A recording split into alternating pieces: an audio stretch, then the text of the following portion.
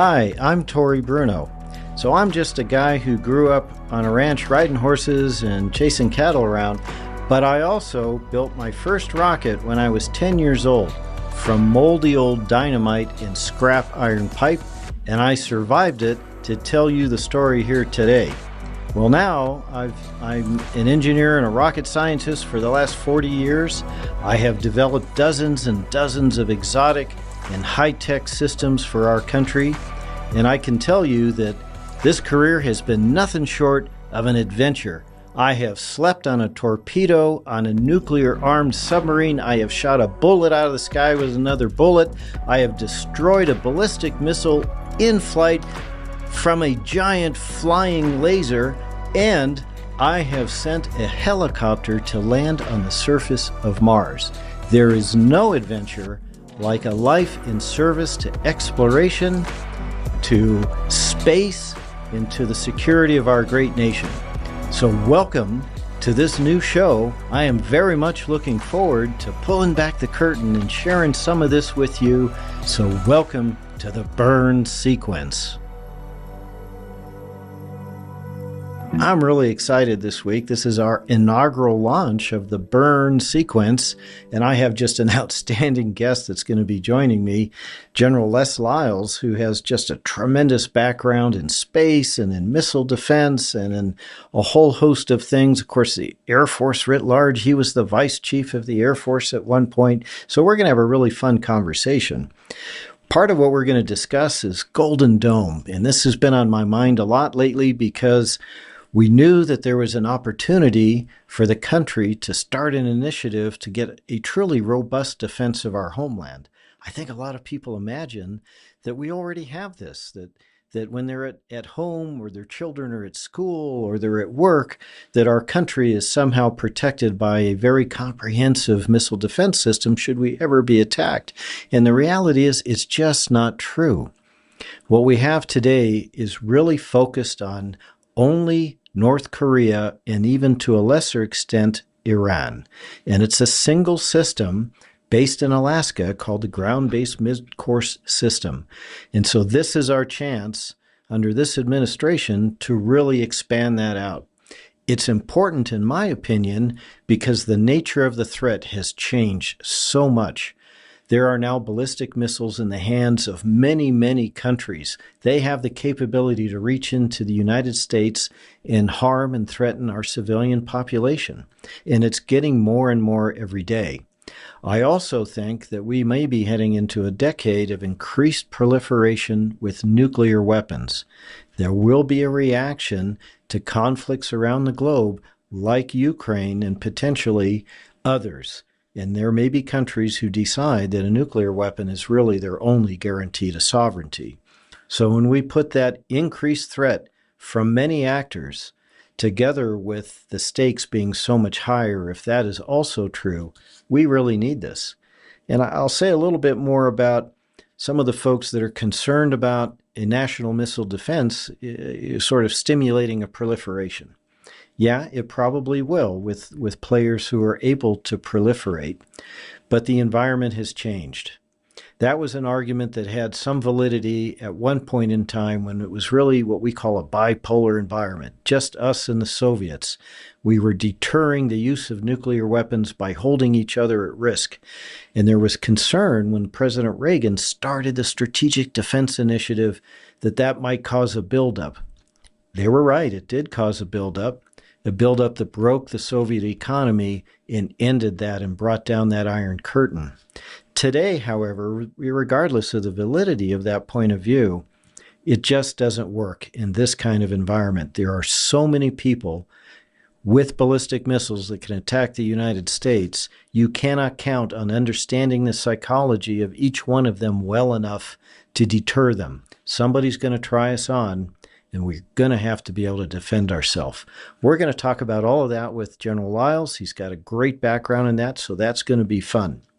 Other things we've been thinking about is how we contribute to this environment going forward in space. Space is now a warfighting domain.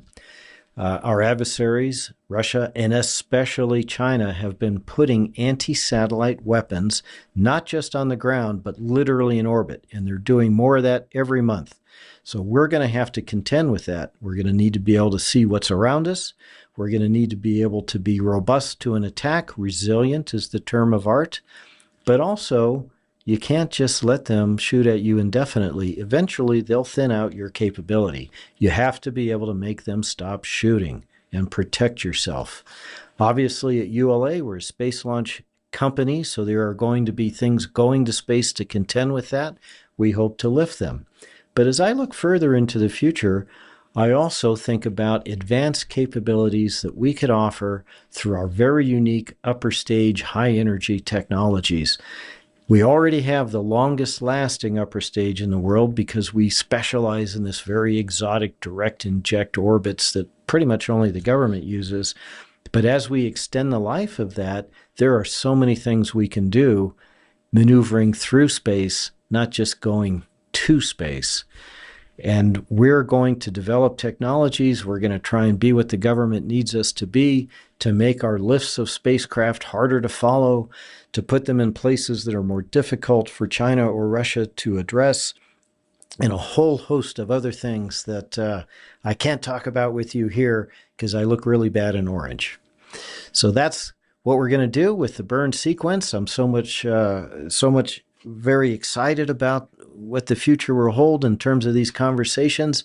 We're having a great inaugural episode with General Les Lyles. He is one of the smartest guys I've ever worked with. He is just a really gifted and wonderful leader as well, and just a really decent human being. And I think we're going to have a really fun conversation today, and there will be more after with even other interesting guests. So thank you, and thanks for tuning in. Well, hi, we are here today with the burn sequence, and I am really excited to have our first and inaugural guest, retired four-star General Les Lyles. He has had just a tremendous, illustrious career. Les, of course, was once the Vice Chief of the Air Force. He ran the Ballistic Missile Defense Organization, now called MDA. I think Les has been more busy after he retired from the Air Force than even when he was in uniform. He's been on the boards of directors of important companies like General Dynamics and KBR. He led a council that studied space policy to make recommendations to the president. He's been active on the Defense Science Board. He's led committees in the national academies. And he and I served together when he led the Users Advisory Group for the National Space Council, and so many more things. Les, welcome to the burn sequence. Well, Tori, thank you very much, and thank you for the honor of being your inaugural participant in this. I'm looking forward to it. Thank you. Oh, you're very welcome, and we are so excited to have you.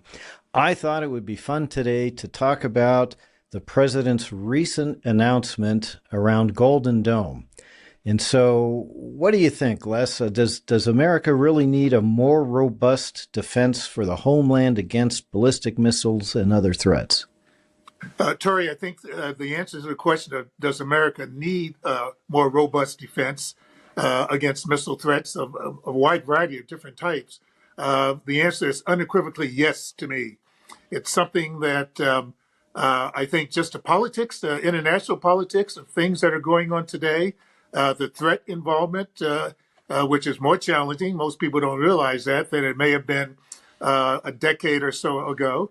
And it's certainly more robust than when I had the honor of running the Ballistic Missile Defense Organization.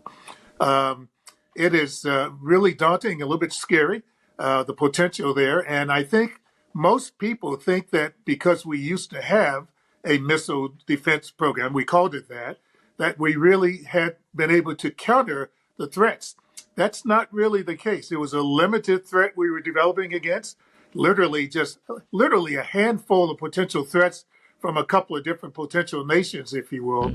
Nothing like what today's capabilities are and what the threat picture is like. So we definitely need something more robust, something to give us more confidence that we can protect ourselves. Well, I couldn't agree more. And I've been asked the same question, and I feel it's really that's just driven by that threat environment. And when you were running the office, and I was down in one of the contractors supporting you developing systems. Yeah, it was a very focused and sort of limited thing. But today, I think the threshold for acquiring ballistic missiles is so much lower, and so many more countries have them. Do you think that really changes the character of this in that way?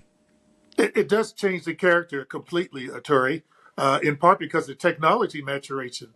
Back when we started, President Reagan started SDIO, the Star Wars Strategic Defense Initiative Organization and Office.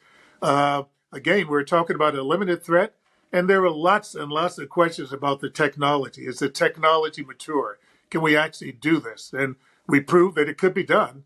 The old adage I used to like to say of hitting a bullet with a bullet in space sounds extremely daunting, but it's routine in today's technology. And the capabilities there, the technology is definitely there. So I have no doubt it can be done. Some of the challenges are going to be non-technical. They're going to be political to some extent. They're going to be financial or funding. They're going to be policy.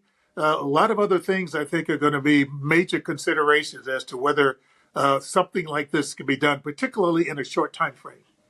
Yeah, the president said he wanted to have a capability in place before the end of the term, 3.5 years, I think he said.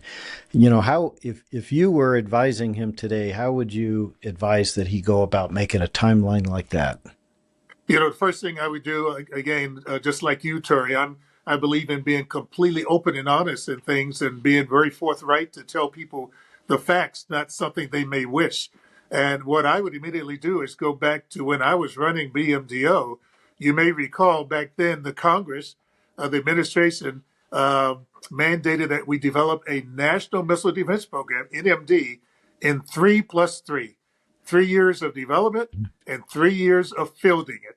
Sounds very familiar, doesn't it? Sure does. Announced yesterday. And we ran into lots of challenges, probably most of which were technical, but all the other things I mentioned, the funding, getting support, the will of the American public, the will of Congress, the policy considerations, lots of other things came into the picture. And the one thing that I remember more than anything else was even with our basic missile defense system, the theater missile defense system, one of the challenges we had was this, everybody was trying to do something very quickly. And you know the old adage again, if you want something bad enough, you'll get it bad enough. And so and I say I take culpability and responsibility because I was running the organization, but the contractors also and the services, Army, Air Force, were trying to do things so quickly. We cut steps in terms of management. You're a great, great engineer and manager and leader. Some things are fundamental. And when you cut out systems integration and systems engineering or cut it short because you're trying to do things quickly, you pretty quickly run into problems. And that's what we ran into. So my caution to the president is we can do it, sir. We got the technology. The American people can accomplish almost anything if the will is given to them and they have the resources. But you got to make sure you don't try to do things so quickly that you miss some basic steps. Well, I think that's great advice. I was there with you. You didn't know me then, but today, THAAD, Theater High Altitude Area Defense, then we call it terminal.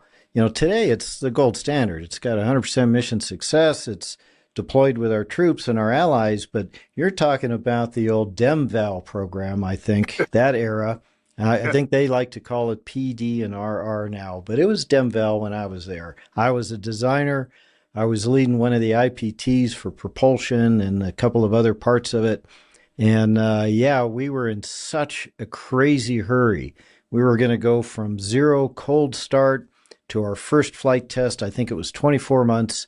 Yes. Then we were supposed to fly every month for another 18 while building 1,400 interceptors in reserve. And I won't go into all all the dirty laundry and the difficulties we had, but it was really hard and it was not super clean.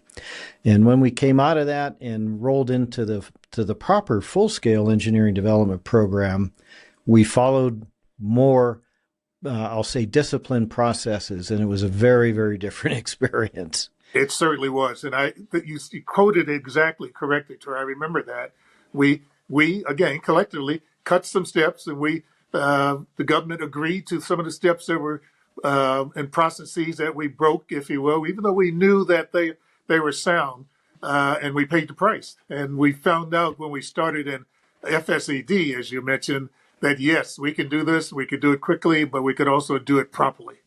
Yeah, I mean, I'll say it was a joy. I was program manager for that phase of the program, developing that interceptor, and it was still hard. I mean, it was a 6-7 day a week job, and my wife used to introduce herself as, "Oh, I'm Tori's husband. I'm a Thad widow." but from the standpoint of being an engineer and a program manager, it was a very, very different experience, and we generated a wonderful product. I feel like for this Golden Dome, we're in a different place. You know, when you and I were back at that time, you were leading the whole thing. I was doing my part as a designer. We didn't even have these technologies. I remember when hit to kill was, controversial and people would say it wouldn't work, but today, we have programs in production. Isn't that true? Yes, and you're right. It is definitely a different age. The technology is much more mature. Things that we only dreamed about back then are things we take for granted today because they're so routine. And thanks to commercial space activities around the world with partners and definitely United States, those kind of things are going on routinely. But I still hope we don't lose the bubble and forget the basics, if you will. If I can go back just prior to that, I think I hadn't met you then at the time when I was leading the Space Launch Recovery Program, and we were developing the second generation of the Delta medium launch vehicle, Delta II.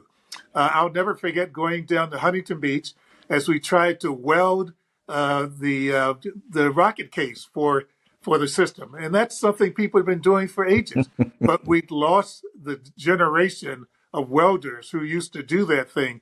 And we couldn't pass a pressure test initially. We, McDonnell Douglas at the time, couldn't pass a pressure test. And it finally came down to bringing in some of the old heads. And we found out that the paperwork, the documentation didn't really reflect what they did routinely with their hands. And you quickly lose the bubble if you don't not only have the skill, but you haven't documented exactly how things are done. So I just hope we haven't forgotten what we did during the Ballistic Missile Defense Organization early MDA days, and we don't have to repeat lessons like the one we did in the Delta.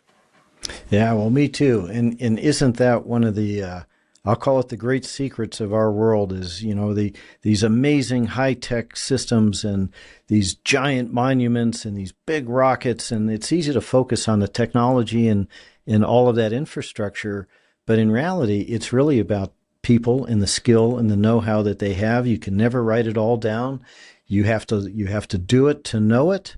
And, without those people, all of that infrastructure is actually worthless. Yeah, I'm reminded you talked about things I've been able to do and been blessed to do since I left the Air Force and when I retired. One is participating in lots of studies, a couple of recent studies involving the Congress, the National Academy, and others. We focus on not just the STEM workforce for the future. Everybody talks about that, and that is so critically important, particularly with the young next generation and generation after that. But we focus on what we call STW, the skilled technical workforce, those welders, those technical people that perhaps don't have a degree, but without them, nothing can be accomplished. And so we need to put more emphasis on skilled technical workforce as much as we do on somebody getting a degree in engineering. Oh, I couldn't agree more. There's such a counterintuitive combination of high-tech manufacturing and, in some cases, real skilled craftsmanship in building these products, because we just push the limits of physics with these things. And sometimes there is no substitute for a person who has that touch skill to build it and knows how. and has had experience doing it. And you can draw it, but that doesn't mean it can be built without the right kind of guy. Yeah, it's one of those things that I worry about with AI. I Mhm. think people are cautiously mentioning things they need to keep their eye on. But I worry with AI and more dependence on AI, we're going to lose that skilled capability that the human brain, the human body can only do. So, I mean, that letter statement may change in the future, but right now, I want to make sure that we have a human involvement in addition to all the things that the AI community can accomplish. Well, that's how I see it, Les. I mean, we're doing AI here now at our company, and the way I look at it is it is something that I would use as a tool to make my skilled people more effective. Yes, Less less time spent on the drudgery, more time spent on the thing that really takes that expert, and not something that replaces my people at all. yes, you're right, completely. Well, since we're talking about people, I could not help but notice that our friend and colleague, General Mike Gutlein, was selected by the president to run the Golden Dome program. I wonder what you think of that pick. Oh, I think it's an excellent pick, Tori. I'm not sure exactly what the vetting was, if you will, but I was just pleased as I could be when I heard that announcement yesterday.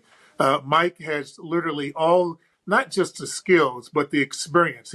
He's done it in so many different ways, from working with the intelligence community and at the NRO, doing rapid capability things, leading the space systems center activities, involved in space-based infrareds, the kind of technologies that are going to be necessary for space awareness and space domain awareness, and with Golden Dome.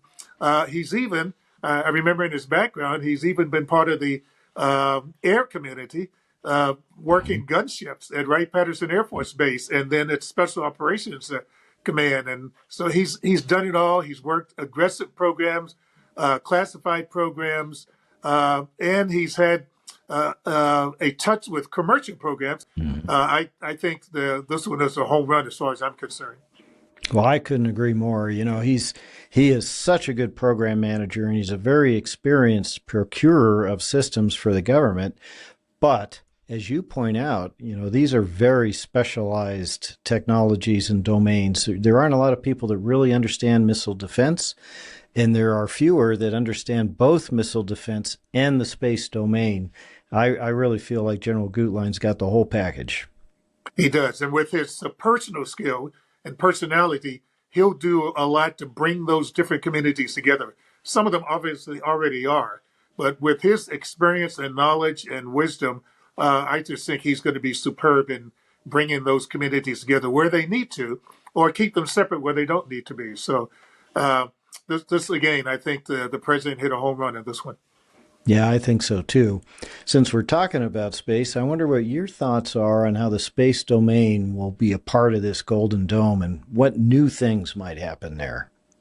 Well, Tori, when I think about and have been thinking about Golden Dome, and actually even before that term was mentioned, just watching over the last several years the Raphael Iron Dome of the Israelis and seeing how effective it really is, I have to admit I was surprised the first time it was sort of tested in combat, if you will, to see how good it was in terms of addressing the threat and, more importantly, addressing the proliferation of the threat, the numbers of threat vehicles. And so I thought it back again with my BMDO experience, the MDA experience, and space really is the heart and soul of everything there, from detection and awareness uh, to early awareness of what environment might be, and then obviously in terms of being able to detect and discriminate against threats versus things that may not be threats. And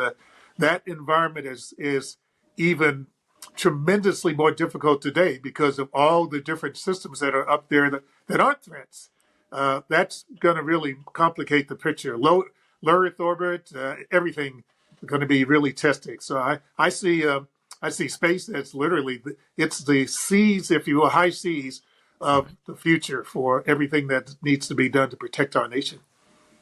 Yeah, I think so too. We looked at that back in the beginnings of the programs we were talking about with things like Brilliant Eyes, which is really Uh, now Sivers, yeah.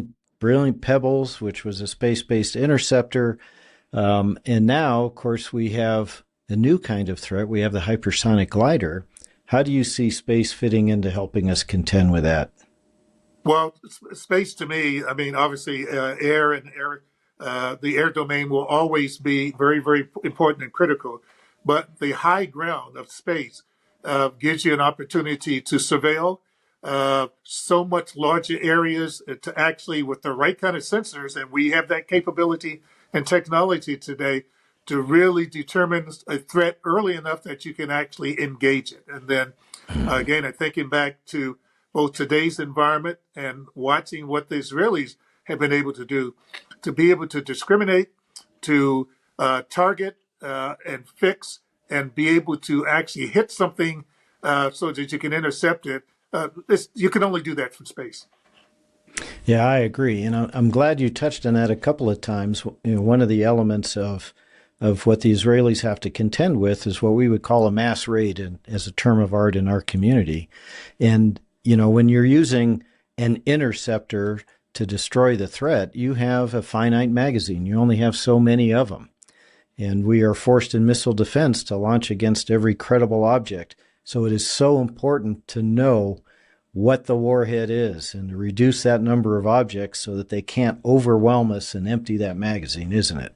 It really is. And then when you add in decoys and those kinds of things, if you will, I'll never forget the shot doctrine, which may still apply today. I don't want to get into anything even near the classified, but the shot doctrine was always shoot, look, shoot. Shoot, look to see if you hit something, and then shoot it again. And with today's threat, today's technology, that's either a huge magazine that perhaps may not be affordable, or Right. it puts an even greater premium on technology to, if you're going to shoot, be able to get something out there quickly so you can determine and try to address the threat, and then be able to look at it and determine whether you hit it and then shoot again. That the timing of all that, the technology, the sensors required, and the magazine capacity all really come into play. Oh, yes. Just the tyranny of physics in that we have a battle space that we're able to engage that threat within, given its speed and where we are basing our interceptors. It's finite. Yes, And it's going to pass through it fast, and we only have so much time to get up there and intercept it. And all of that is really, really hard with a ballistic threat. And when we have these maneuvering hypersonic threats that can wait till we commit and then move out of the way to a new battle space, boy, that really makes it tough. it really does. And I'll never forget a statement you made to me during our UAG days with the National Space Council. We weren't talking about this threat. We're talking about the environment that you now face, at ULA in launch windows with the proliferation of things in low Earth orbit. I think, correct me if I'm wrong, I won't quote you exactly. I think you've gone from, in some cases, launch windows for different launches of days or hours to some cases just minutes because it's such a narrow environment to shoot in between all the things that are in space today. So you want your interceptor to hit something real, not hit something that it shouldn't hit because it's in the way. Yep, that is absolutely true. I'm going to tell you a story since we've been talking about Israel a little bit and kind of bring it back to this topic. But you're right. We in the missile defense community, we watch Israel very closely because they were in it and they were having to try these things under fire, Yeah. literally. And one of the programs I had in my portfolio for a while was the airborne laser. I imagine you remember that. Oh, yes. A giant flying ray gun in the air, coolest thing ever. But when that program was canceled, I had saved a few of my laser scientists, and I Oh, had, because we talked about this a minute ago, preserving those skills, right? The people, because you can't write it all down. And I was watching the news one evening, and it was about the town of Sderot, where that's on the border with Gaza, and how these folks would pull off on the side of the highway and they launch these homemade rockets into this mm, town. And they do it in the morning when the kids are going to school and in the afternoon when they're trying to come home no defense, air raid siren after the first one hit. That's all they had. And it was just maddening. And I came in the morning and I said, hey, guys, you know, I know I've got you working on this and that and the other, but what do you think about that problem? And they're like, yeah, we can do that. And so we built our first solid state laser. For us, it was the generation after airborne laser, which was a chemical laser. And that's kind of what made it impractical. And so oh my God, so much fun. I had a couple of guys building Qassam rockets at Santa Cruz so we could shoot them down with our laser that we built. We had just a generator making electricity and a welding laser that we got that had really good beam quality. That was our light source. You know, the magic is in the beam control, fire control, Yeah. of course. Don't tell anybody, Les, but we got that welding laser from an industrial company in Moscow. Oh, wow. Today that would be domestically sourced, I swear. Yes. Really, it would be. But so the reason I tell you that story is because I've been an advocate for a defense against the maneuvering hypersonic as a directed energy platform in space, because it's the maneuver that makes it hard. And you can't outmaneuver the speed of light. Nope, not at all. And I'm glad you mentioned ABL because I was going to mention it myself. It was one of my favorite programs too. At one point, ABL through Ellen Polakowski, General Ellen Polakowski, when she ran the activities with you and others, if you will, it literally was my favorite program because of the technology involved and all the possibilities. I was, in spite of that big behemoth 747 platform of the airborne laser program and the chemical oxygen, the iodine fuel, if you will, to me, it was just an ideal sort of thing that we needed to refine, mature, get the technology to where you could actually make it operational. We proved, for those who don't know, we proved that it worked. I mean, we did have a couple of shots and proved that it worked. So boost phase intercept was possible if you're in the right area to use it and you don't have a threat, if you will, so of shooting the ABL down. But to me, it was a wonderful program. And I'm a big believer in laser and development. I hope that's going to be part of the Iron Dome, Golden Dome. Well, yeah, I hope so too. And you were right, because it was everything except the coil that was the enabling technology. And the breakthrough today is we have solid state electric lasers. If you can Yes. have electrical power, you can do this. I'll tell you though, listen, when the president at that time canceled it, we had our feelings hurt. We had to admit to ourselves that having that liquid rocket engine fill up 2/3 of the airplane to make photons might have not been practical. It was, however, the most fun canceled program I've ever had, because we spent that last year, as you said, just showing that it worked. Because, we had, to your point about how you do things properly, we had a big, complicated test plan that was going to run out for a couple of years and hit every knowledge point and everything. And we literally threw it in the garbage. We went to a whiteboard in my office and we said, all right, when they canceled this, they said some things that were true, some things that weren't. It hurt our feelings. How can we prove them wrong, and all the other stuff? We just flew around for a year blowing stuff up. It was awesome. I remember, again, that chemical oxygen iodine laser probably was not the ideal sort of platform, if you will, for doing that sort of thing. And it was a nightmare to think about it, that fuel that you required for the laser mechanism. But it was a fun program because it was important, but also the technology was so Buck Roger, if I can use it. Yeah.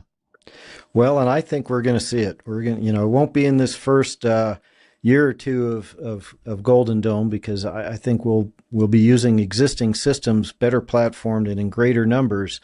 But I hope that we start development on a platform like that in space, because that is really the solution for those maneuvering threats. Yeah, and even at the rudimentary types of threats that the Israelis and others still face, you remember the THEL program, Oh tactical yeah. high energy laser program that we were doing in cooperation with the Israelis. I'll never forget a trip and visit Israel to see the sort of prototypes that were actually being utilized for that capability.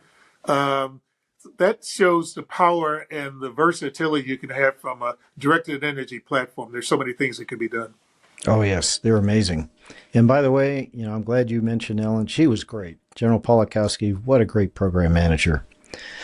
All right, I'm getting like the hook from our producers. So we're down to the lightning round. Did they warn you about this?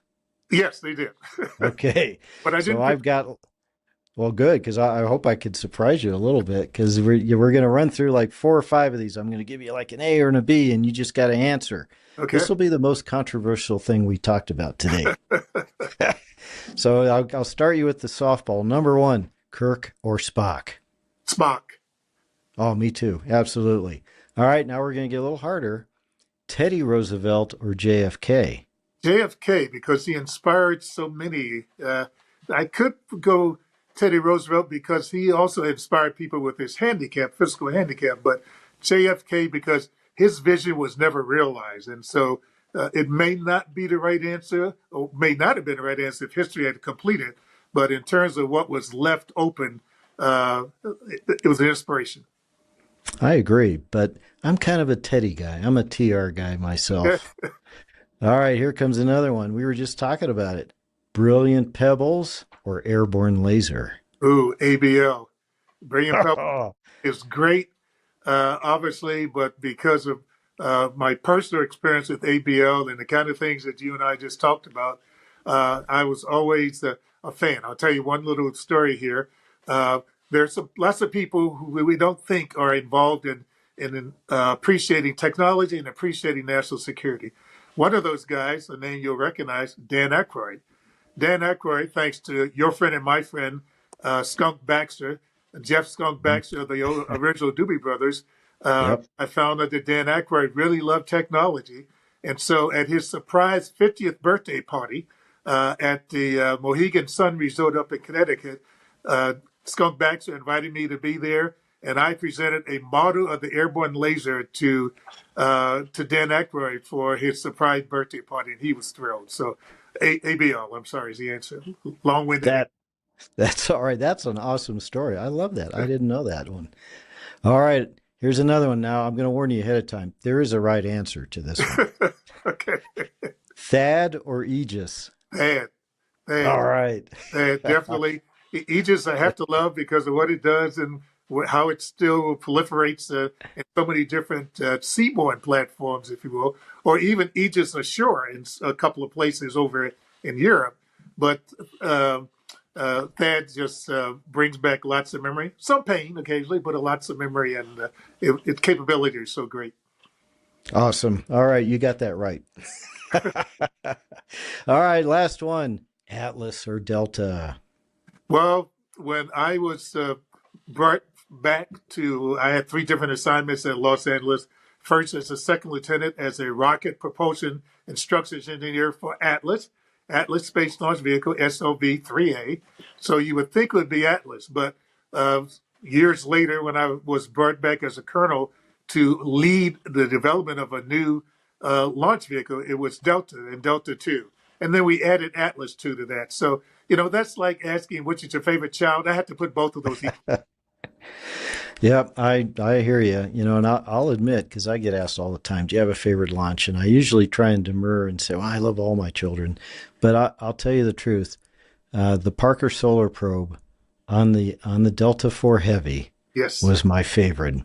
And partly because, it was an awesome rocket, the Delta IV Heavy. It was majestic. It set itself on fire before it left the pad. But Dr. Parker, for those of our audience who are not familiar with him, he is the scientist who initially theorized the presence of solar wind. Yep. And they thought he was a nut. And they told him, what are you talking about? Space is a hard vacuum. It's not full of material, but he was a rebel and he stuck to his guns.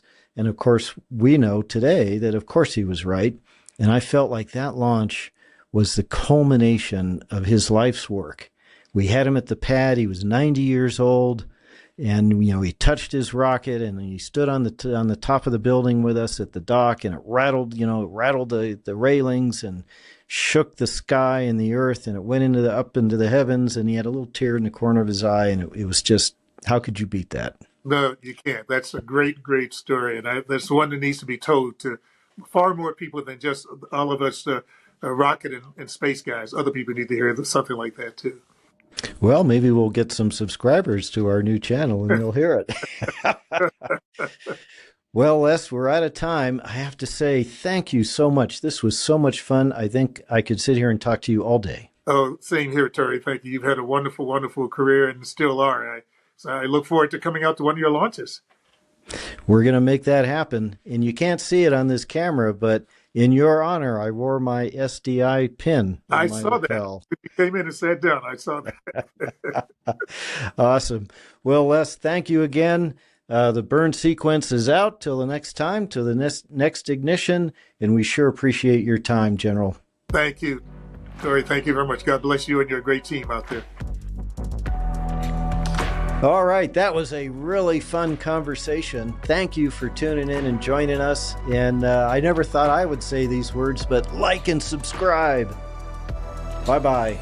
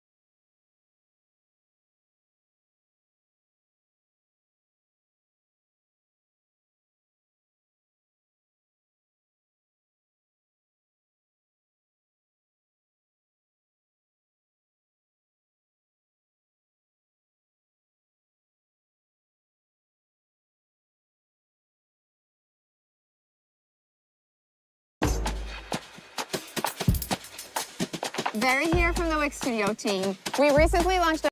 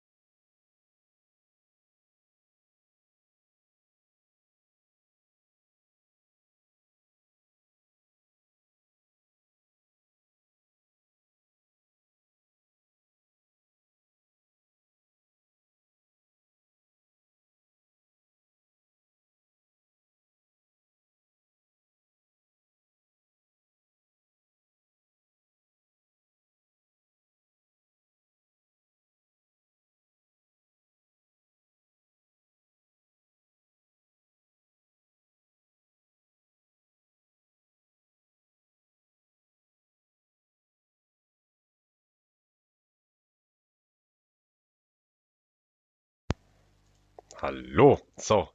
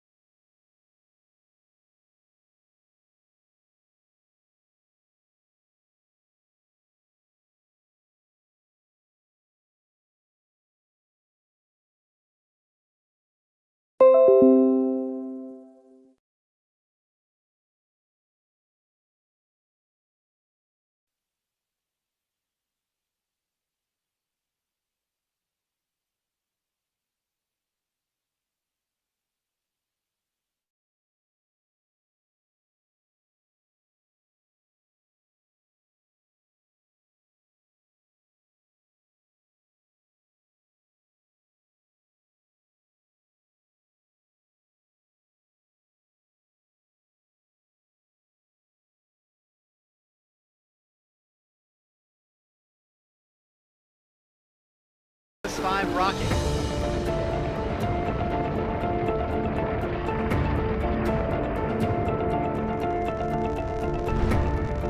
Go Atlas. Go Centaur. Go Kuiper.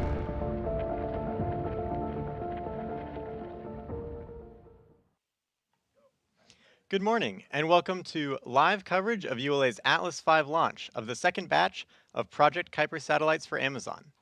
Project Kuiper is Amazon's low Earth orbit satellite broadband network. I'm Ben Chilton, and I'm an ordnance engineer at United Launch Alliance. I'm joining you from ULA's Advanced Spaceflight Operations Center here at Cape Canaveral Space Force Station in Florida.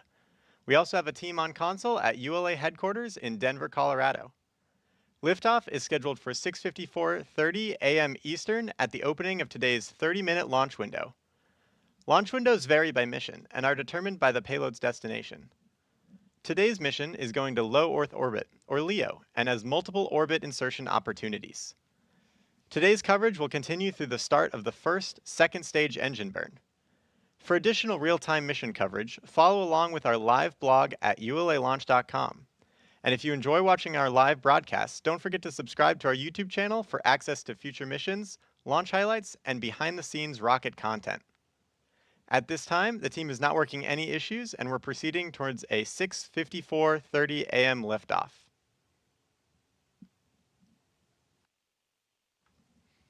In our launch count, we include planned holds. This means that as the launch team and the launch clock are getting closer to liftoff, the clock will pause for short periods of time to allow the team to resolve any issues that may occur in the hours leading up to launch. If you're familiar with launch counts, then you might already know that the L- time refers to the actual time remaining until launch, and the T- time refers to the time presented on the countdown clock that reflects the hold and is paused for an exact amount of time until the hold is released. By building in this time, we give ourselves a higher probability of an on-time liftoff. Today's countdown, which can be seen in the top left corner of your screen, uses the T- time. We've entered the final hold, so you can see that the clock is already paused at 4 minutes. Right now, we're taking a live look at the Atlas V rocket on the launch pad. As the countdown continues, our team is taking the final steps in preparation for liftoff. The first stage, also known as the rocket's booster stage, is the large tank on the bottom that is actually made up of 2 tanks, one filled with RP-1 fuel and the other with liquid oxygen. The liquid oxygen is an extremely cold cryogenic propellant that turns the tank exterior from a bronze to a frosty white. Atlas is also equipped with the Centaur upper stage, which drives the payload during the second phase of flight to its final orbital destination in space. The payload fairing, or PLF, completes the rocket and provides the aerodynamic shape necessary for the climb to space.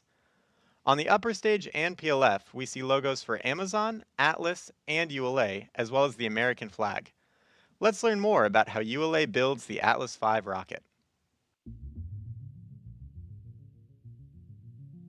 Engineered in Centennial, Colorado, ULA's Atlas V rocket is built in Decatur, Alabama, and launched from Cape Canaveral, Florida. Once the rocket is manufactured, it travels to Cape Canaveral on ULA's cargo ship, known as Rocket Ship. After arriving in Florida, ULA's launch operations team begins assembling the rocket. Stacking begins with lifting the 107-foot Atlas booster, powered by an RD-180 engine, onto the mobile launch platform. For Amazon missions, 5 solid rocket boosters are attached to the sides of the first stage for additional thrust at liftoff. ULA's ultra-thin stainless steel Centaur upper stage, powered by an RL-10 engine, is then lifted into position. Lastly, the payload fairing, containing the spacecraft, is lifted and mated to the Atlas V rocket. Once assembled, the countdown begins with moving the rocket from the vertical integration facility to the launch pad. The trip to the pad is about 1/3 of a mile. Throughout the 20-minute trip, a payload van leads the move, providing communication with the spacecraft, followed by the ground van providing support to the rocket. The mobile launch platform supplies air conditioning, electrical, and propellant lines to the rocket. Track mobiles at the rear power the convoy, with which includes an environmental control system providing air conditioning to the payload and rocket, as well as a backup generator. Atlas arrives at the pad for fueling and other final preparations, and once fueled, weighs nearly 1.3 million pounds and stands 205 feet tall.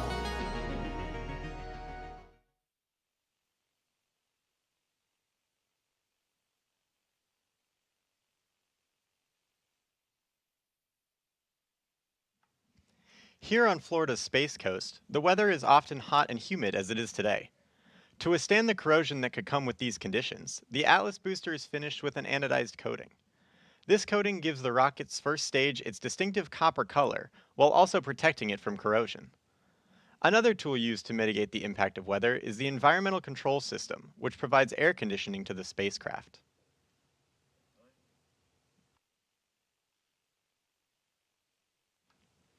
Following a test flight, today's mission is the second ULA launch to deliver Amazon's Project Kuiper satellites to orbit. Let's learn more about Project Kuiper and what they've been doing to prepare for this mission. It all starts with a countdown. But a countdown to what exactly?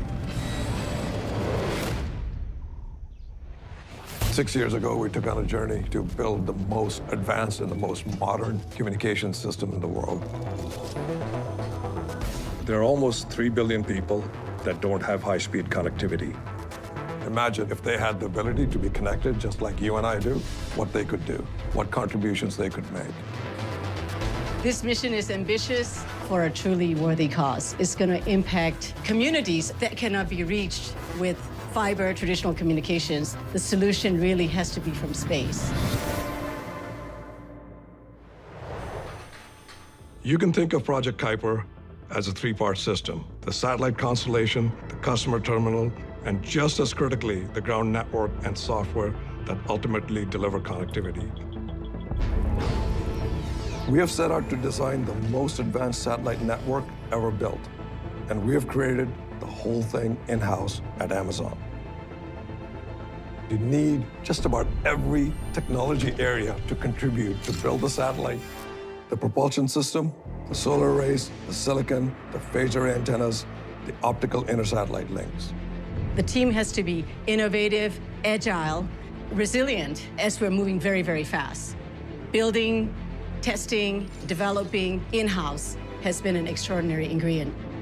When we first proposed Project Kuiper internally, one of the first questions was, can you produce an affordable customer terminal? We knew that was going to be the linchpin of our system. The big breakthrough for us was combining transmit and receive antennas into a single aperture. No one had ever done this in the Ka band. That let us pack a ton of performance into a really compact, really low-cost design. We're going to build tens of millions of these antennas, and we are well on our way. The design is done. We're now in the factory manufacturing it. We talk about the satellites and constellation, but Kuiper is a satellite constellation being operated as a network across hundreds of ground gateway terminals. Our ground network is spread out all over the world, and each site connects back to AWS. We already have a bunch of these sites installed everywhere from Australia to Germany, and more of them are coming online every month. There's a big difference between launching 2 satellites and launching 3,000 satellites. The past couple of years, my team has really been focused on how to achieve scale. Our own dedicated payload processing facility gives us the ability to control our own destiny. We've got the capacity to integrate up to 5 satellites per day and launch 3 simultaneous campaigns. Heavy lift rockets have higher performance, so we can take more satellites to orbit on any given launch. All of our heavy lift launch partners have had a successful first flight, so that's been a pretty exciting thing for us to see because we made those investments years in advance. All of the pieces have come together to support that first launch, and the next one, and the one after that.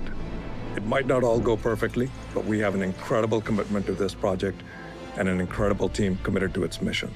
All roads lead here, a countdown to launch. And with more than 80 missions planned, we're just getting started.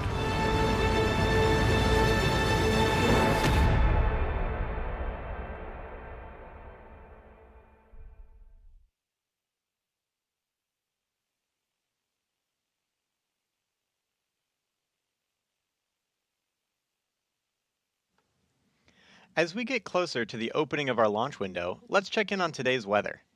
The Space Launch Delta 45 forecast for our early morning launch is looking good. The probability of violating launch constraints is less than 5%. Ground winds are 10 to 15 knots out of the east, and the temperature is currently 78 degrees Fahrenheit. The primary concern for launch today is the cumulus cloud rule.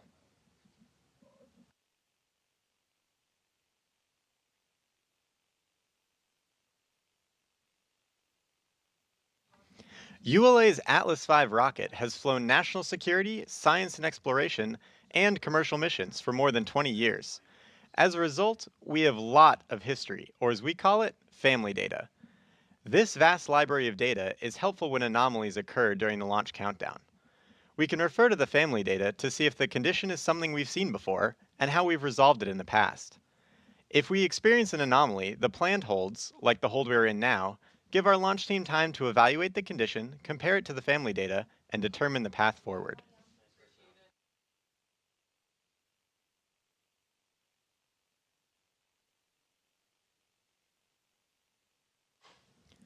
Following liftoff, viewers watching launch from Florida and points north and east may be able to see the Atlas V in flight.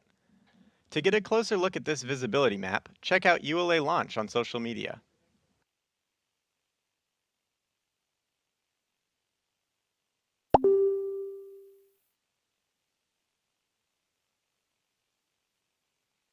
C, verify solar radiation acceptable for launch.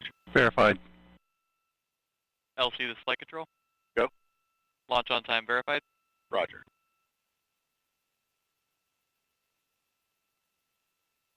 LC switch is ready.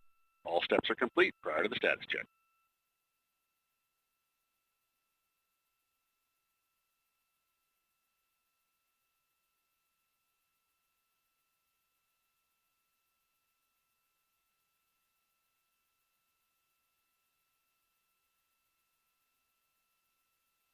L minus 8 minutes.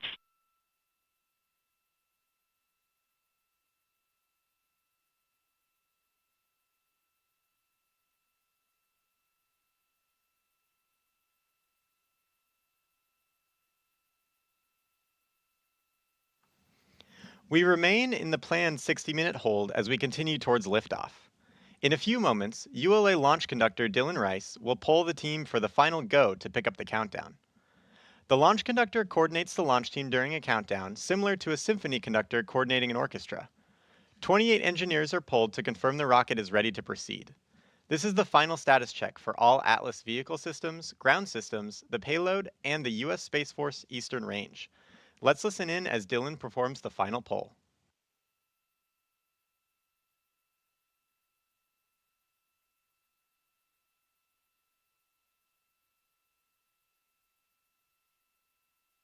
L minus 7 minutes. Status check to proceed with terminal count Atlas systems. Propulsion. Go. Hydraulics. Go. Pneumatics. Go. LO2. Go. Water. Go. Centaur systems. Propulsion. Go. Pneumatics. Go. LO2. Go. LH2. Go. Pass gas. Go. Electrical systems. Airborne. Go. Ground. Go. Facility. Go. RFFTS. Go. Flight control. Go. TCQ. Go. Op support. Go. COM. Go. Umbilical. Go. ECS. Go. Red line monitor. Go. Quality. Go. Op safety manager. Go. ULA safety officer. Go. Vehicle system engineer. Go. Anomaly chief. Go. Range and weather. Go. Launch director. You have permission to launch. Proceeding with the count. ALC verify T0 is set for 10:54:30 Zulu. Verified. Polling is complete, and the team is go for launch. From now until liftoff, launch conductor Dylan Rice and the launch team will continue reporting the final steps in today's countdown. This includes verifying propellant levels and pressures in the booster and Centaur fuel tanks, as well as arming the ordnance for ignition, separation, and flight termination. At T-1 minute, the range confirms it is in a green condition for launch, assuring there are no nearby constraints like boats, planes, or weather, and that all tracking systems are operational. At T-minus 25 seconds, you'll hear Go Atlas, Go Centaur, Go Kuiper. This is the final status check for the rocket and payload. To dampen the acoustic shock at liftoff, at T-minus 6 seconds, the launch pad's water deluge system activates, followed a few seconds later by booster engine ignition. Then, after seeing Atlas lift off, you'll hear flight commentator Daniel Brunson providing updates as the rocket ascends into space.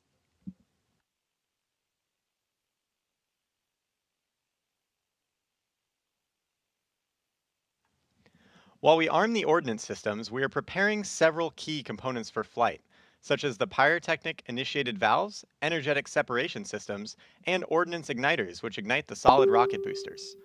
Ordnance is often associated with flight termination, but there are many additional uses for energetics within the vehicle.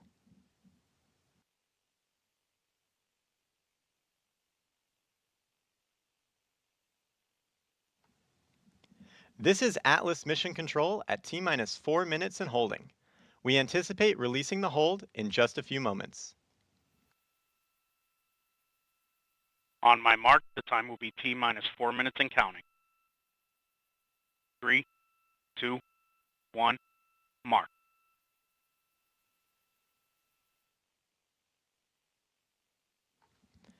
The countdown clock has resumed, and we are go for launch at 6:54:30 a.m. Eastern.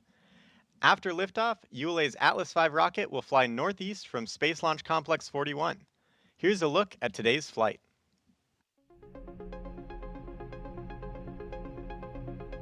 Following final confirmation of rocket readiness, the RD-180 engine and 5 GEM 63 solid rocket boosters ignite to produce more than 2 million pounds of thrust, lifting ULA's Atlas V rocket away from the pad.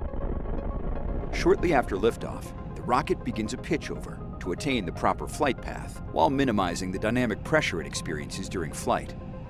Atlas then reaches Mach 1, the speed of sound. The addition of 5 solid rocket boosters, or SRBs, precisely augment the liftoff thrust of the Atlas V, giving it the power to deliver the payload to orbit. With their propellant expired approximately 96 seconds into ascent, the SRBs burn out, followed by jettison. Atlas's guidance system then begins steering towards the precise target in space. Amazon's Kuiper satellites are encapsulated inside a 5-meter diameter payload fairing, which provides protection to the spacecraft during ascent. After crossing the Kármán line, entering space, the payload fairing is jettisoned. With the majority of propellant expended fighting against the force of gravity, the RD-180 engine shuts down and the booster stage separates. The rocket then begins second stage flight, weighing less than 7% of what it did at liftoff. ULA's high-performance Centaur, with its RL-10 engine, ignites, powering the upper stage and spacecraft into a circular low Earth orbit. The first burn comes to an end with engine shutdown, followed by Centaur orienting into the proper position to release Amazon's Project Kuiper satellites to build their low Earth orbit satellite broadband network.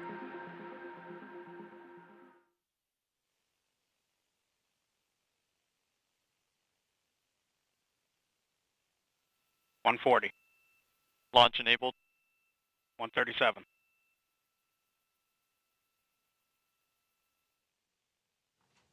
T-minus 90 seconds. The launch vehicle, ground systems, payload, and eastern range are go for launch. For those of you just tuning in, I'm Ben Chilton, joining you for today's live coverage of ULA's Atlas V launch of Amazon's Project Kuiper satellites. At this time, the team is not working any issues, and we're proceeding towards liftoff at 6:54:30 a.m. Eastern. Vent valves locked. 1 minute. Rock, report range status. Range green.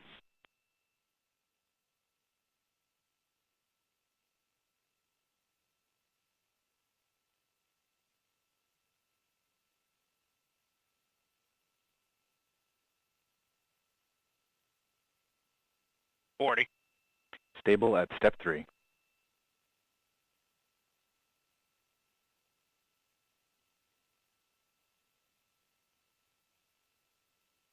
28. Verify ECS reduced for launch. Verified. 20. Status check. Go Atlas. Go Centaur. Go Kuiper.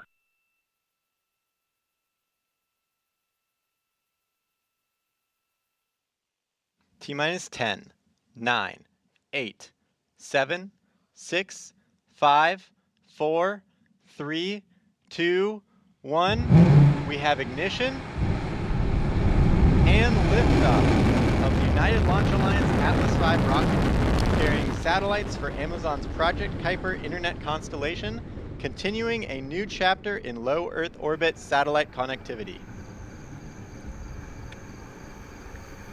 We've ended our pitch over maneuver. Body rate's turning 0.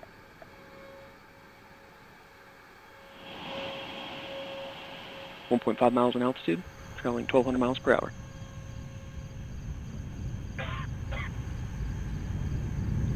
Mach 1, Atlas is now supersonic.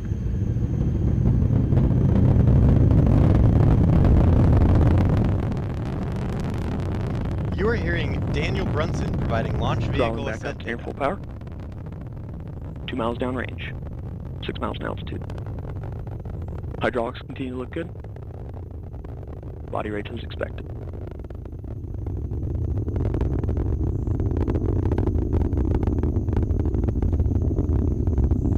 Atlas continues right down the center of the range track, 6 miles downrange.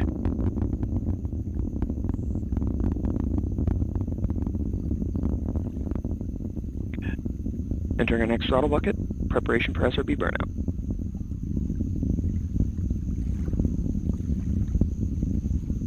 At this point in flight, Atlas is now half of its original liftoff weight, and engines continue to look good.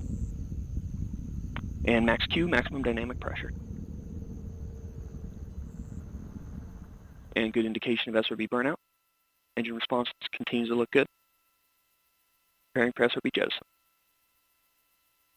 Vehicle throttling back up to full power. And we got good indication of separation of all 5 SRBs. Hydraulics continue to look good. Body rates looking as expected. Vehicle's now approaching 40 miles downrange, 37 miles in altitude. We just heard confirmation of solid rocket booster jettison. These additional motors augmented the thrust at liftoff, giving the Atlas rocket an extra boost to reach its circular low Earth orbit destination. We're coming up on our next mission event, jettison of the payload fairing. Let's listen in. And 2 minutes to expected VCO. Engine continues to look healthy.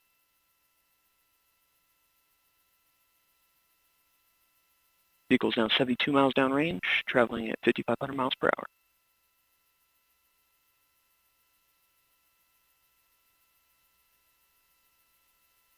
Entering our next throttle segment, maintaining a constant 2.5 Gs in preparation for PLF jettison. And we've got activation of the RCS system on the upper stage. Vehicle's past the Kármán line. We've exited the Earth's atmosphere. Approaching 7,000 miles an hour, 120 miles downrange. And we got payload fairing jettison, and good indication of CFLR deck jettison. Engine continues to burn nominally.